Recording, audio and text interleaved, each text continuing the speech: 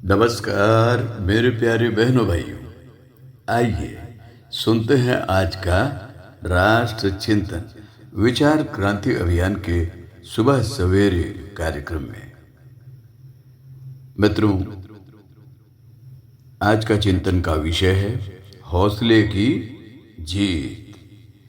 यानी कि मित्रों, मजबूत इरादों से मिली मंजिल। ऐसे कई हमारे एथलीट्स हैं। ये छत्तीसगढ़ के ग्राम पुरई से लेकर मरूदा और दुर्ग जिले में इन दिनों एक नया इतिहास रचा जा रहा है, जिनकी देश भर में चर्चा है मित्रों। क्योंकि कहा जाता है ना कि दिल में कुछ कर गुजरने की तमन्ना हो तो मुश्किलें भी आसान लगने लगती हैं। श्रमिक बस्ती मरूदा दुर्ग जिला छत्तीसगढ़ के युवाओं के मजबूत इरादों के आगे मुश्किलों ने भी घुटने टेक दिए। खेल के जरिए ये युवा आज अपने पैरों पर खड़े हो चुके हैं। युवाओं के इरादे इतने मजबूत थे कि उन्होंने मंजिल को पाकर ही दम लिया। कहने को तो वे खिलाड़ी हैं, पर न तो उनके पास अच्छी डाइट थी और न ही स्पोर्ट्स किट, लेकिन उन्हें तो कुछ कर दिखाना था। और यही तमन्ना लिए वे लगातार 4 सालों से मैदान में डटे रहे। एथलेटिक्स की अलग अलग विधाओं को चुनकर युवाओं ने आगे बढ़ने का रास्ता बनाया। मरूदा क्षेत्र की श्रमिक बस्ती की बात कर रहा हूं मैं आपसे। ये श्रमिक बस्ती में रहने वाले ये युवा अब जिला पुलिस में, बीएसएफ जैसे अपने कार्य क्षेत्र में जाकर खेल के सहारे आगे बढ़ना चाहते हैं। लेकिन एक बात है मित्रों, ईमानदारी बहुत ज़रूरी चीज़ है जो इन युवाओं में है। किसी भी लक्ष्य को हासिल करने के लिए सबसे ज़्यादा ज़रूरी ईमानदारी होती है। आज के युवाओं में ईमानदारी बहुत ज़रूरी है। खेल अनुशासन की बात है, उनके साथ ईमानदारी मांगता है, तभी इसका रिजल्ट मिलता है मित्रों। और आपको पता है, उनके मार्गदर्शक यानी कि उनके कोच, उनके गाइड, ये अगर ईमानदारी के साथ में इन बच्चों के साथ न्याय करे तो ये बच्चे बहुत आगे बढ़ते हैं। मैं कर रहा हूं कोच विनोद नायर की बात। कोच विनोद नायर बहुत ही हंसमुख, बहुत ही मेहनती एक पीटीआई हैं। इन युवाओं ने समर्पित होकर खेल को अपनाया उनके निर्देशन में, मार्गदर्शन में। और इतना ही नहीं, चाहे कोई भी मौसम हो, बरसात हो, ठंड हो, गर्मी हो, वे हमेशा समय पर मैदान पहुंचते थे। उन्होंने बताया कि पुकेश्वर साहू, रविंद्र बाधवा, प्रमोद, लेखराज ने तो कम समय में ही अपनी प्रतिभा का लोहा मनवाया और शासकीय नौकरी भी हासिल कर ली। वहीं बंसी प्रसाद, मदन सिंह और दिनेश ने भी सभी टेस्ट पास कर ज्वाइनिंग के अंतिम चरण में पहुंच चुके हैं। उन्होंने बताया कि 4 साल पहले जब वे एनआईएस कोच बनकर दुर्ग शिक्षा अधिकारी कार्यालय पहुंचे तो उन दिनों शिक्षा अधिकारी रहे आशुतोष चौरे ने उन्हें प्रेरित किया कि वे उन बच्चों को प्रशिक्षण दें जो खेलना तो चाहते हैं पर उनको मार्गदर्शन नहीं मिल पाता। उन्हीं की बातों से प्रेरित होकर वे मरूदा क्षेत्र पहुंचे और यहाँ के बच्चों को ट्रेनिंग देनी शुरू की। आज भी 40 से ज़्यादा बच्चे एथलेटिक्स का प्रशिक्षण ले रहे हैं। श्री विनोद नायर पीटीआई यानी कि एथलेटिक्स कोच, इनके मार्गदर्शन में कम से कम 100 युवा आज भारत सरकार की नौकरी कर रहे हैं। शासकीय उच्चतर माध्यमिक विद्यालय मरूदा टैंक से पढ़ाई पूरी करने वाले किशन साहू योगेश ने बताया कि 4 साल पहले जब कोच विनोद नायर ने उनके खेल को देखा तो वे उन्हें ट्रेनिंग देने तैयार हो गए।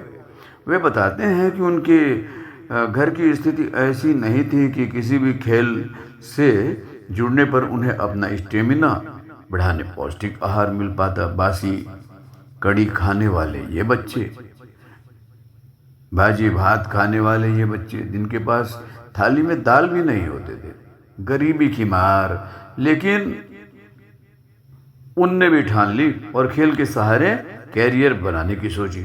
बस क्या था, कोच श्री विनोद नायर के मार्गदर्शन में प्रशिक्षण लेना शुरू किया। कई बार बासी खाकर भी इन बच्चों ने काम चलाया, लेकिन कॉन्फिडेंस कम नहीं होने दिया मित्रों।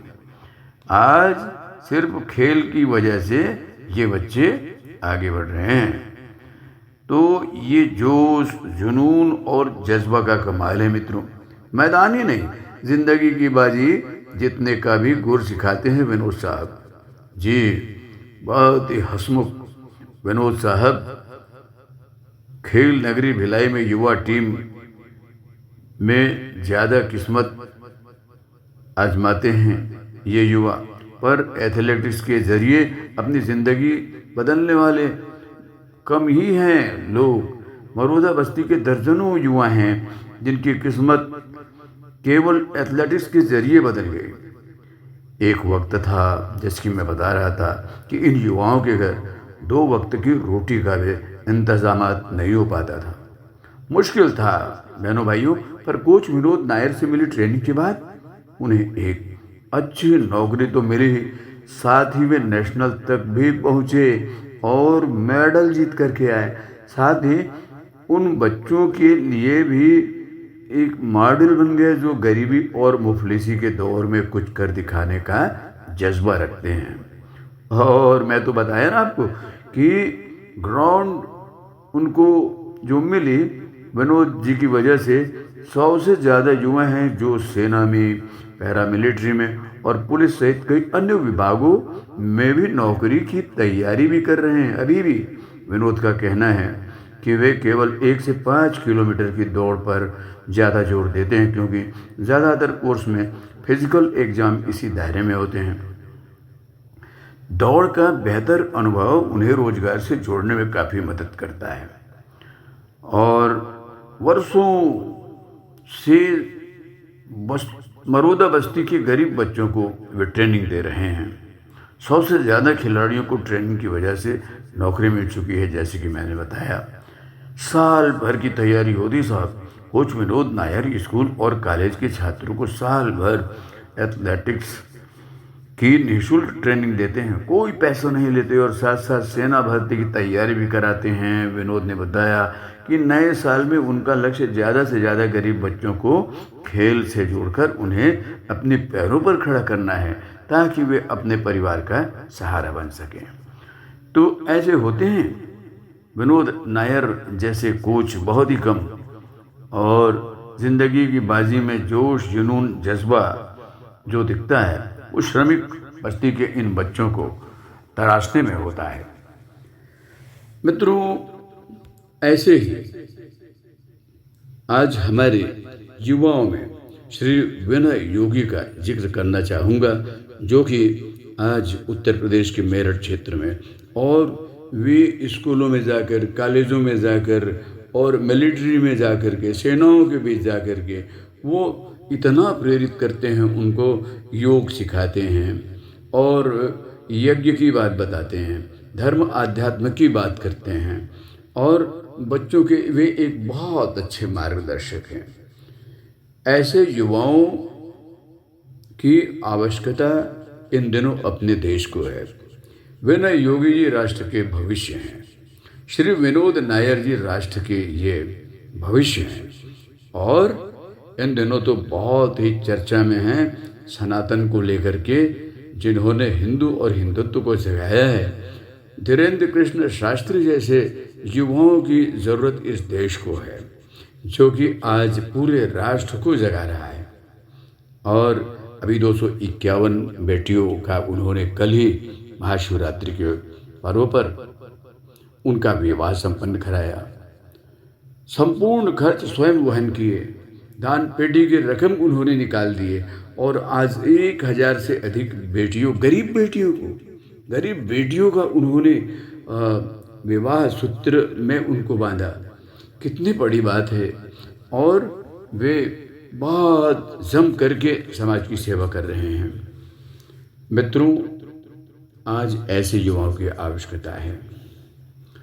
धीरेन्द्र कृष्ण शास्त्री जैसे, श्री विनोद नायर जैसे और श्री विनय योगी जैसे ऐसे युवा ही राष्ट्र का भविष्य हैं, जो राष्ट्र का निर्माण कर रहे हैं। आज हमारे युवा साथियों से मैं सभी से अनुरोध करूंगा कि वे बहुत आगे बढ़ें, राष्ट्र को आगे बढ़ाएं और अपने देश को मजबूत बनाएं।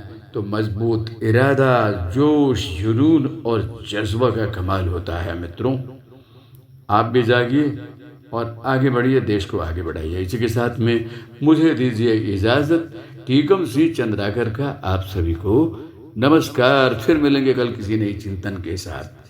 जय हिंद।